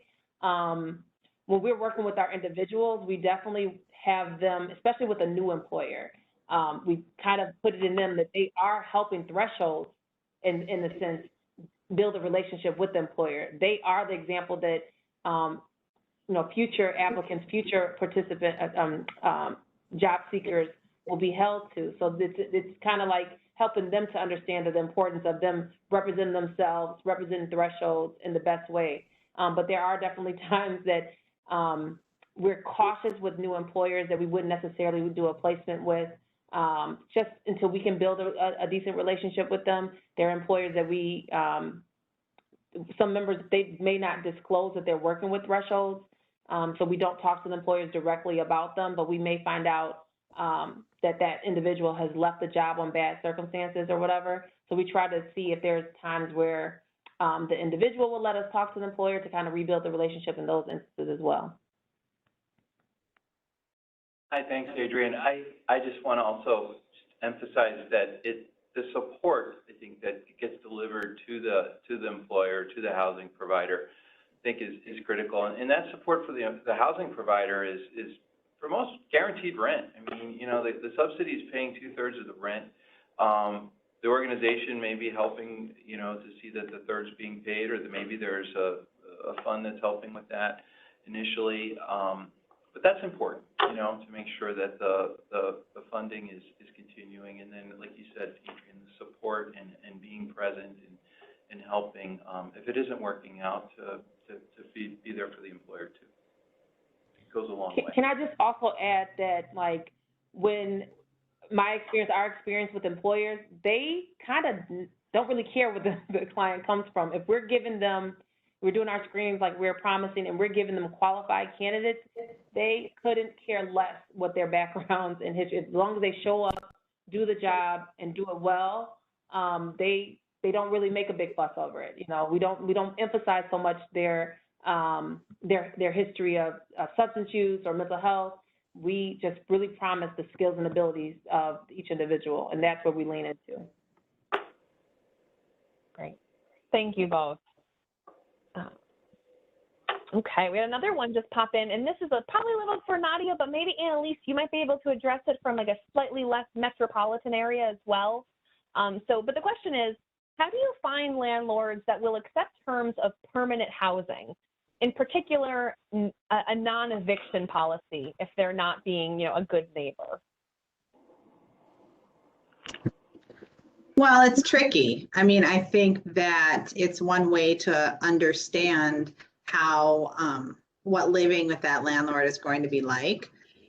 As Tim said, landlords are getting the subsidy largely from us, like with our folks out in community units, we're receiving a subsidy from HUD, and we're paying the landlord except for the tenant portion, and the tenant pays 30% of their income. So typically the vast majority of the rent is coming from thresholds, which even though the lease is in the tenant's name, which gives a lot of landlords the willingness to work with us, as long as someone's not causing untoward damage to the units or being a nuisance to their neighbors. Because they're ultimately, and then we also work with people so that we maintain our relationships, so that when there are tenants that are just not working out for whatever reason, we help them to move. We have discussions with their clinical teams, we talk with them, we work with the landlord, but we also try to be a responsible connection to those landlords by helping people move. And typically that's like somebody maybe needs a building with 24/7 desk clerk, like their guests are a problem. We see that a lot. And so we try to maintain those relationships, because not most private landlords are not going to have an anti-eviction policy. We kind of try to provide that legwork, and we are insulating them from the financial risk because of the subsidy. Annalise, is there anything you might want to add to that in terms of being in an area that's not quite as urban as Chicago? I think it works similar out here. I think the big thing here is it is more rural, so you work with a lot of partners, a lot of similar landlords, And really, it's developing those relationships, like Nadia mentioned, maintaining those. And so when things do pop up, the clinical teams, the support teams need to be responsive and have those relationships with the landlords as things arise. And if things don't work out, we don't just ignore the issues. And so there's also the continuum of care that was brought up in the presentation. So having that network of people who work with chronic homelessness and a lot of these voucher systems, the housing authority, it's a network of individuals that you really need to stay in communication with so that you can address these needs. Because when someone's struggling with homelessness or addiction or whatever it is, severe mental illness, it's a multidisciplinary, multi-community focus. So it's just not one individual or one agency's challenge. So I think the court systems, the justice, we see a lot of the common individuals. So we work together, and a lot of people, they like that approach. Thank you both. And how do you, and this could kind of go to, I think, really anyone, is like, how do you guys integrate peer and the peer voice into, the overall IPS setup, maybe more specifically in the employment and getting more into supportive housing? Do you really utilize that peer support in any particular way that would be beneficial for people to learn and try to figure out in their own communities? This was kind of a free-for-all, so whoever want to start with that. Yeah, in terms of IPS and employment, yeah, we definitely have, well, pre-COVID, had a lot of events where we celebrate success and include peer speakers around what their employment journey has been.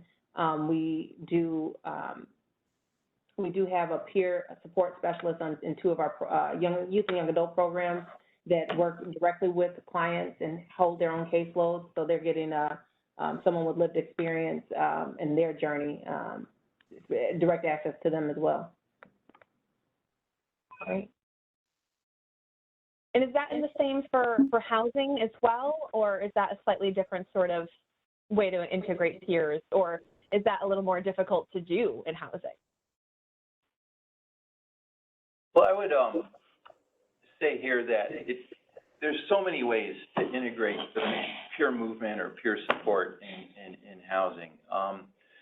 Certainly it can happen by hiring people, that are either in a peer role or, working. I mean, we have people that work in all parts of our organization, that have lived experience and that can talk about that. We also often will find that there are people who emerge as leaders in a program as peer leaders. They may be people that have lived there for a while or have some stability or that have emerged. And sometimes those are people that decide this is a path I want to stay on. And I want to bridge over into being paid for this, Yeah. Give back. And Anthony, you're saying, yeah. Because at some point, there's a thing where you can feel good about giving back or helping the next person. It's worth more than money, actually, to be honest with you. And when there's a problem, you'll be one of the first people they come to before they actually go to hired staff or what have you. They'd rather hear it from a peer a lot of times that they're, making the right choice or what have you. Sure. And was that your experience, Anthony, that you were kind of going to that peer support person? I turned around and it just happened. I don't know. I was blessed to go where I went because I was at a place called Growing Trees. And it just worked out that way, Once the people, the other members realized that I was sincere about my recovery and trying to make some things happen, they were like, what do you think? I'm like, I don't know. What do you think? So, just being there to help people work their way through things. That's the challenge of it, helping, being there to assist. It's rewarding. Absolutely. Thank you. Yeah, thanks for all of those comments. Those are really helpful. We had another question just pop in that said, another employer one, Adrienne. How do employers deal with workers' compensation benefits for someone with substance use issues? And also, do your employers hire individuals that do have a felony for trafficking specifically? She included here. So I don't know if I have that specific of an example to use. So the workers' comp scenario, it depends from employer to employer. Like I said, when they're hiring on the individuals that we work with, they're hiring them on just as they're hiring on anyone else that may be looking for work. So there isn't anything specifically that we can do. I mean, in the past, we've helped people with like fighting unemployment cases and things like that with our members. We call our clients members. Our clients, we would help them through that process. And our role in all of that is just kind of leading the individual and trying to navigate whatever that system may be. And as far as legal background around trafficking, I haven't seen that specific of a case here, but our approach wouldn't be any different in how we would first approach an employer.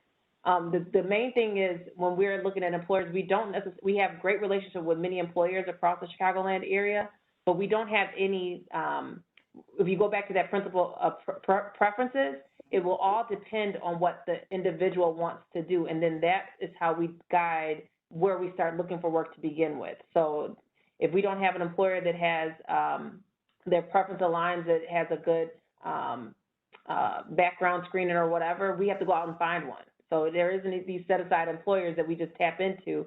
Yes, we have employers that will continue to hire multiple members over time, but it's really a lot of our own boots on the ground, finding out what's in the community, what's available for them based off of their preferences. All right, thank you. I don't know, Abby, if you had anything you might be able to add to that. I'm not sure in terms of I'm not sure how far workers' compensation gets with SSI, or if it's totally unrelated there. So it's somewhat related in the sense that Social Security is a federal program and it's kind of determined as a program of last resort. So someone would be eligible for Social Security disability if they are not or are no longer eligible for other benefits. So oftentimes Social Security will say, we want to find out if anyone else can pay you before we pay you. So if that's not the case, they may be able to receive Social Security disability benefits. And that would also go towards, are they unable to work? Are they unable to earn over substantial gainful activity of $13.10 a month? And do they have that severe and persistent mental or physical health disability that's expected to last 12 months or more or result in death? Anthony, do you have any personal experience with that? I saw you kind of chuckle there. Oh, no, I had a question. I was like, what is the process of vetting some of these employers? I mean, do you vet them, or can anybody just start hiring people from thresholds, or what? Yeah, anyone, any job that's available for anyone in the community.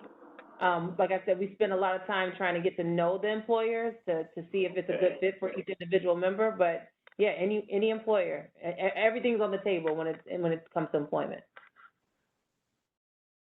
You know, I think it's important to continue to emphasize that this employment search, this rapid employment search, is really based on preference.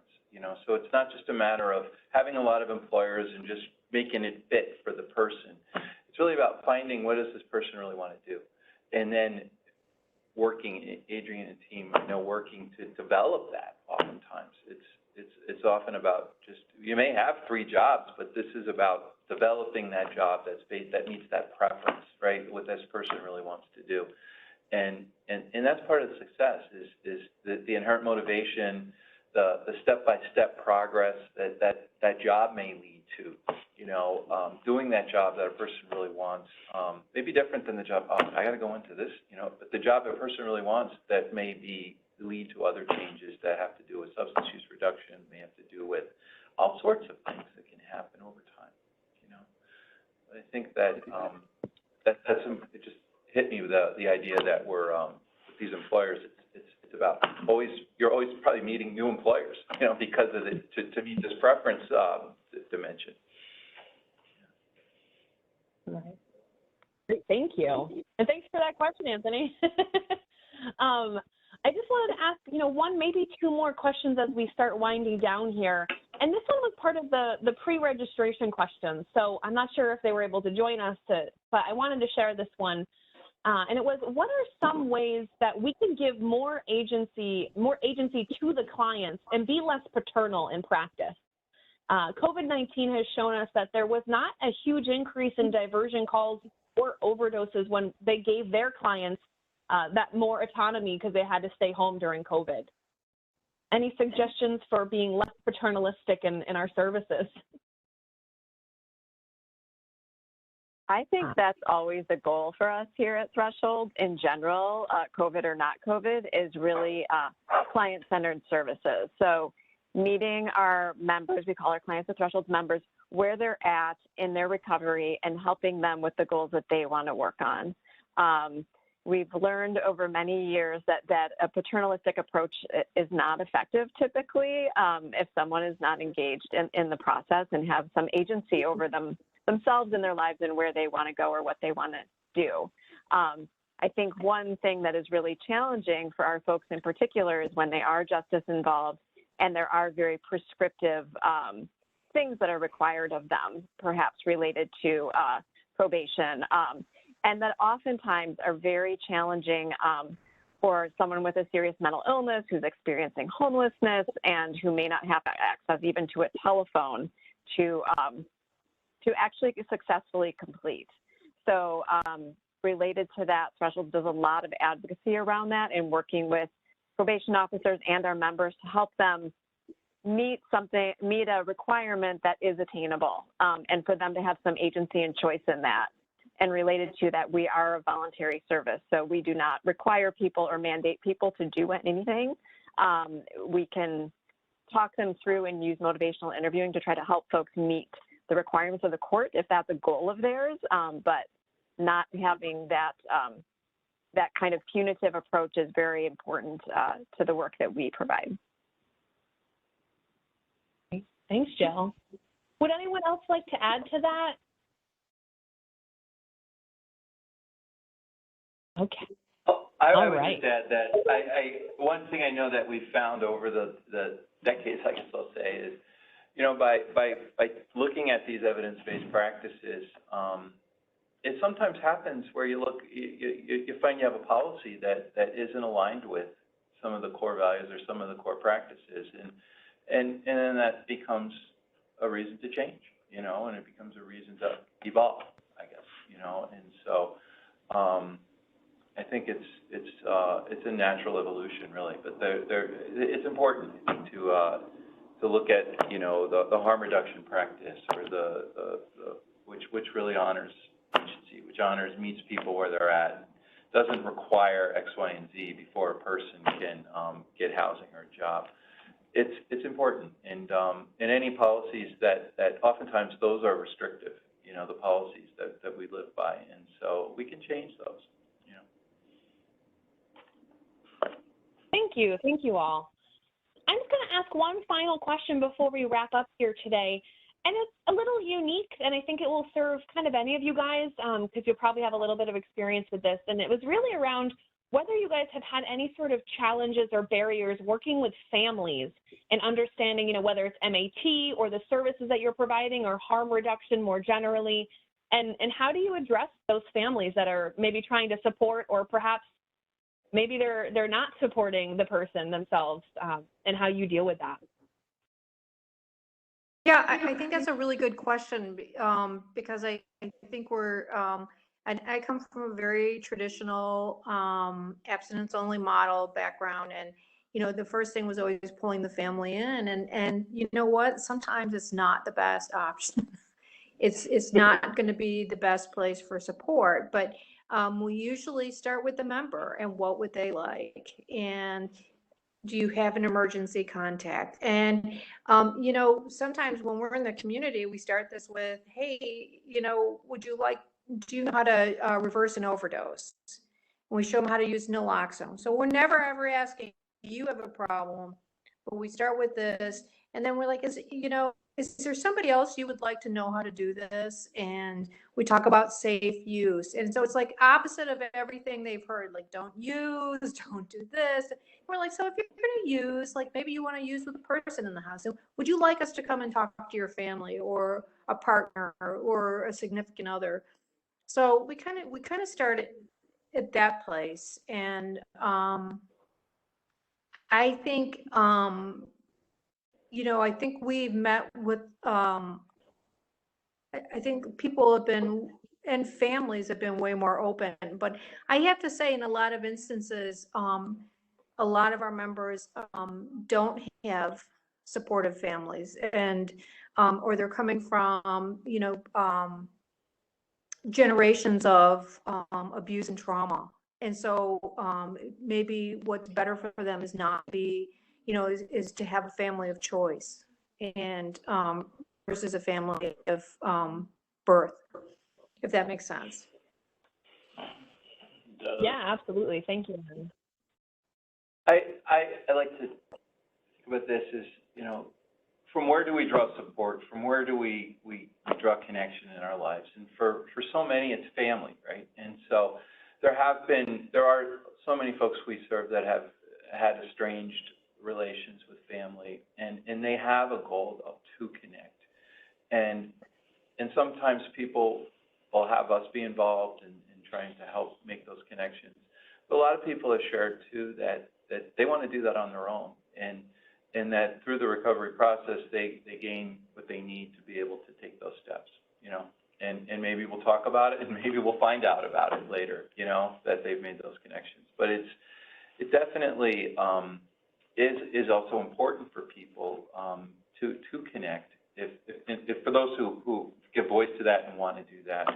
But the family of choice is so powerful also, as Anne's sharing, and we see that sometimes evolving in our residences. We see that sometimes evolving in community, and it's all the above. When it can happen, it's all about support. It's all about helping family to psychoeducation can be important, helping them understand and learn about what the severe mental illness is and what the addiction is, and helping them to cope, can be really important as well. But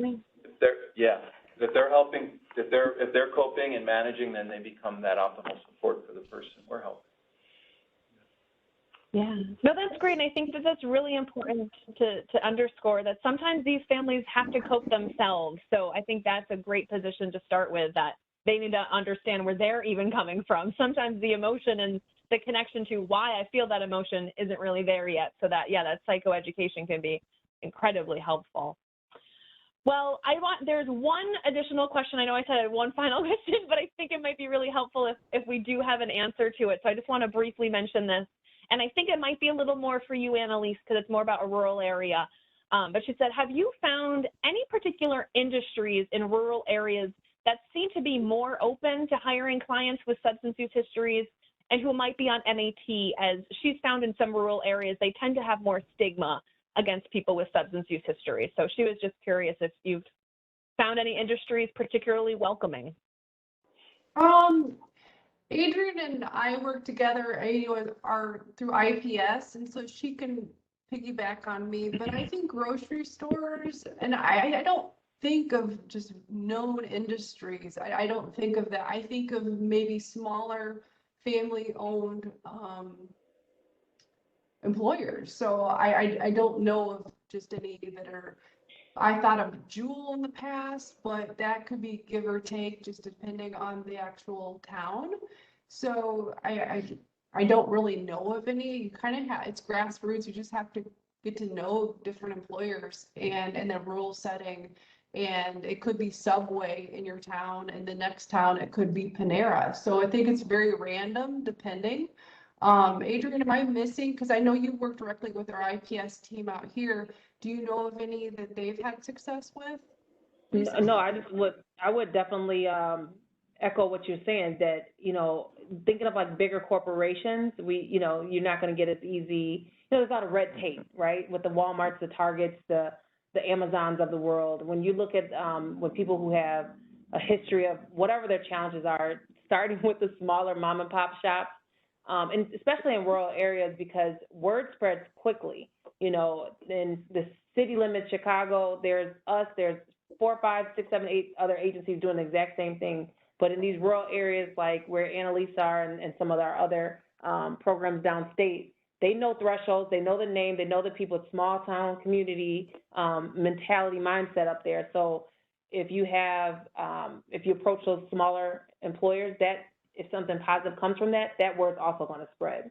So you're only as good as your name, and usually getting around the red tape with employers, larger employers is more difficult. But generally, we have, I'd say overall at Thresholds, we have a lot of success with grocers. That's probably, not is probably the majority of our clients that we work with in IPS work at a grocery store. Yeah. Right. Thank you all so much. It's officially 4 o'clock Eastern, 3 Central, and I just want to thank all of our presenters and panelists here. I think this was a wonderful presentation and discussion here. And thank you all for sticking on with us for the discussion group. We have quite a few people that did, so feel free to reach out if you had a hard time downloading anything. Just email us at gaines@prainc.com, and we'll make sure you get all of those items. Otherwise, thank you all again, and hope you have a great rest of your day and week. We'll see you all another time, hopefully. Bye, everybody. Yeah. Thank you. Thank you.